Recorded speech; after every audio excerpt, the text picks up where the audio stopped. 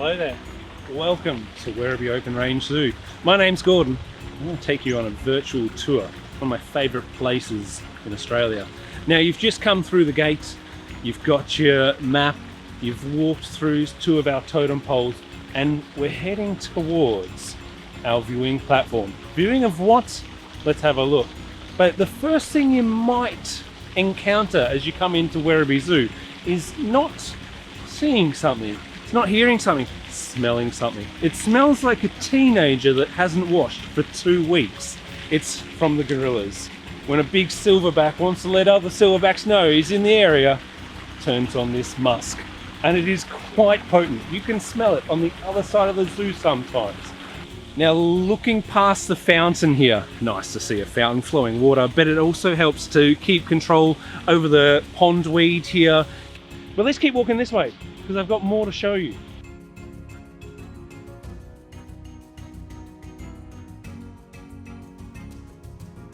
We're in a really nifty spot. It might seem like just in between areas.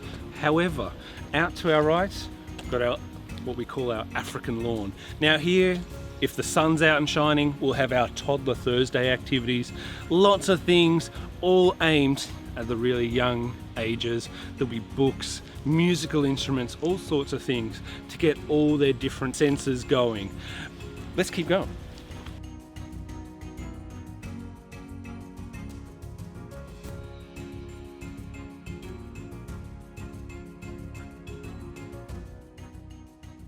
Now, another really cool thing about Werribee Zoo is our core river. It's this little creek that flows around the African River Trail. It's just nice to add a bit more atmosphere, but it's also valuable habitat for all the animals that are native to the area, living alongside our zoo animals. But you can look out and sometimes forget that you're only half an hour from Melbourne, and sometimes it's nice to take a moment just to enjoy the bubbling of our little brook coming down past our bridge.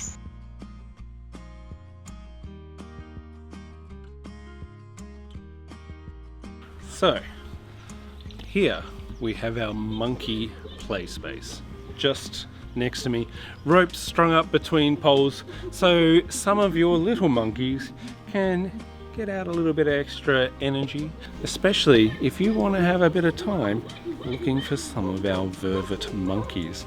Now, there's lots of them in there, but you don't often see every single one of them all at once.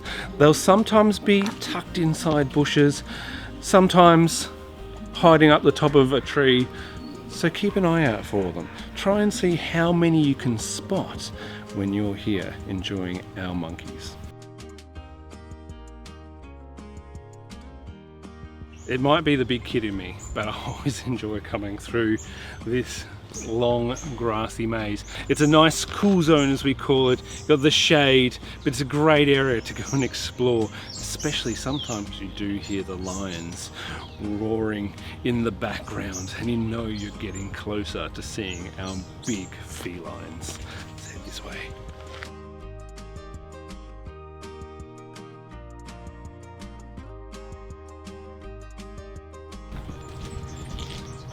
Now, just before we do get to the lions, sometimes if you look to your right, you see another area to view our wild dogs from.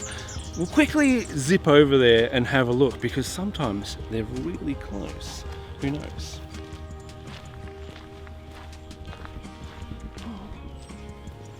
How cool is this?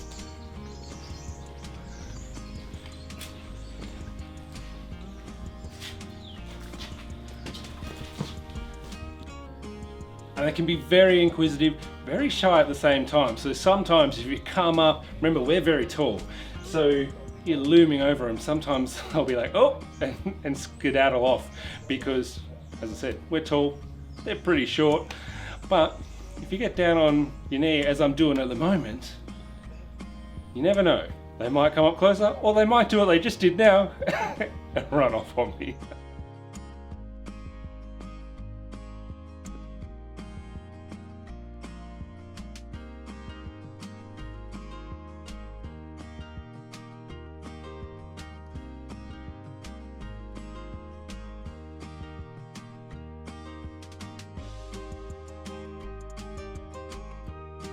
So if you do have them nice and close, take a moment just to listen to, well, at the moment, them using their teeth on those bones.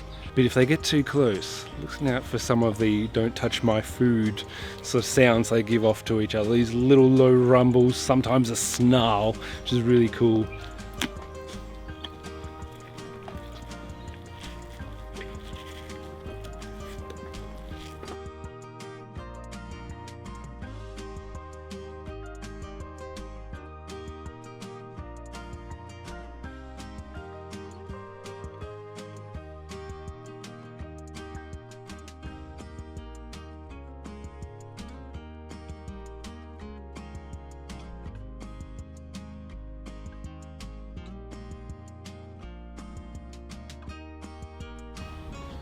So here's another thing to challenge yourself, another little detour on our African River Trail. It's this nice, easy adventure course. Shall we give it a go?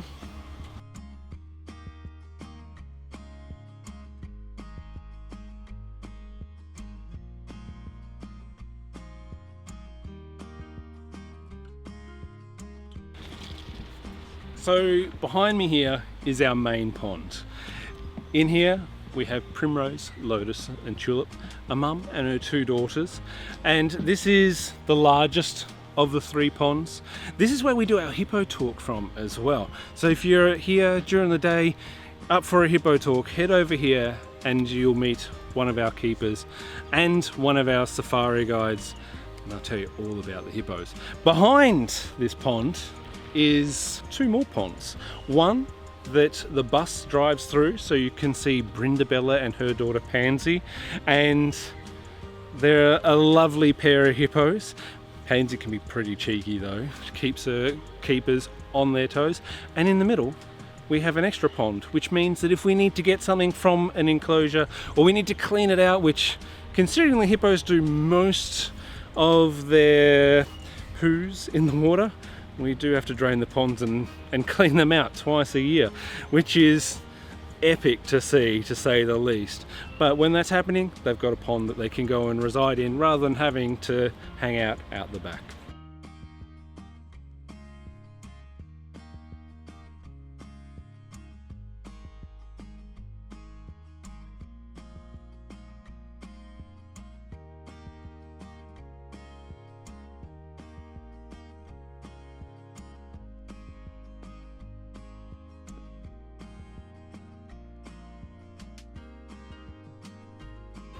But let's keep wandering around and see who else we can see. Now, when finding a cheetah, it is really tricky to spot her because, well, covered in spots, great camouflage. But at the moment, she is on the other side of the enclosure under a tree, laying down. From there, she can see, well, the animals out in our arid zone, our antelope, scimitar-horned oryx, camels, and she can watch what you guys are doing at the viewing window just here. So remember, like all the animals here, when you can see them, they can see you.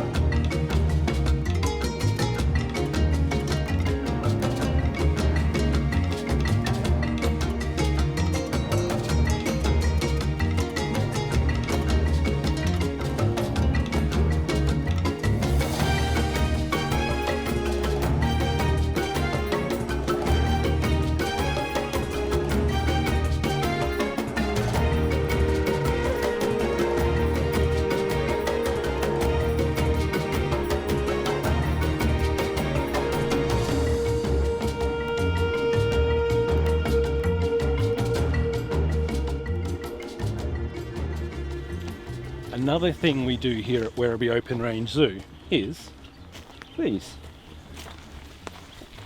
Water for wildlife. Pretty self-explanatory, it's water for the wildlife that lives in this area. Now, There's rocks in here, helps an animal that might fall in clamber out. It's a nice safe way of having these water bowls here, and the best bit is you guys can do this as well. If you've got a bowl, even a bucket laying around at home not being used, put some water in it, and just make sure you got something. It can be a stick, it can be a rock, that'll help smaller animals clamber out if they fall in. But it's just one of the ways that you can make your home wildlife friendly. But let's keep going down to the gorillas. So there's various places that you can see our gorillas from around the African River Trail. The first spot you saw coming into the zoo, but here's one of the others, our gorilla viewing window. And from here, who knows who you're going to see. We've got 3 big silverback gorillas. You've got Mataba, his dad, his 2 younger sons, Genyeka and Yukini. Now Genyeka, he is actually the youngest. He's almost 20. And you got Yukini, who is 20 now. So Yukini's actually taken over the dominant role. He's head of this area. But one that you might encounter here is Genyeka. He does like to watch people. So sometimes if you come here, you might come face to face with Genyeka, one of our amazing gorilla boys.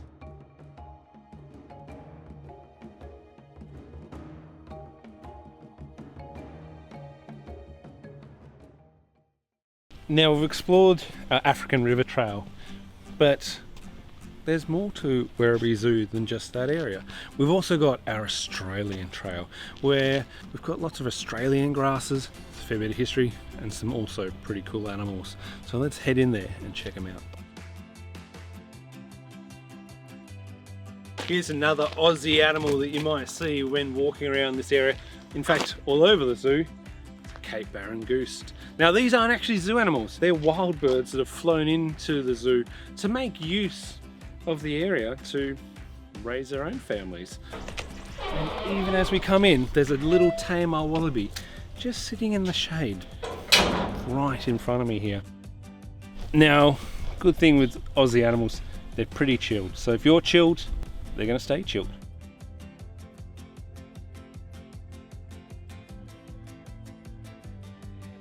Now in this area you can share the path with kangaroos and emus, but remember to give them a bit of space because nobody enjoys it when you get right up next to someone. They are truly a special animal and great animal to be able to work alongside. So here at Werribee Open Range Zoo, we've got 3 koalas. We've got Poppy and Ruby, who are around 3 years. They're in the enclosure right next to me. And next door to them, we've got another koala who's about 5 years of age called Nyla. Now, they act as ambassadors for their wild cousins. And one of the great ways you can help koalas in the wild is by using recycled toilet paper. Recycled means that you're using all the stuff that's gone into the recycled bin and turned into toilet paper, rather than it being a tree chopped down, turned into toilet paper and then flushed down the toilet, effectively flushing a tree down the toilet. So if you use recycled, it's a great way of taking the pressure off the trees in the wild and ensuring there's habitat not just for koalas but for all the other animals out there that rely on trees. So it doesn't get more Australian than this. Kangaroos, emus chilling out together. But we've got eastern grey kangaroos here. Might be familiar with them, might not. But they're really good breeders. Marsupials in general, quite good breeders.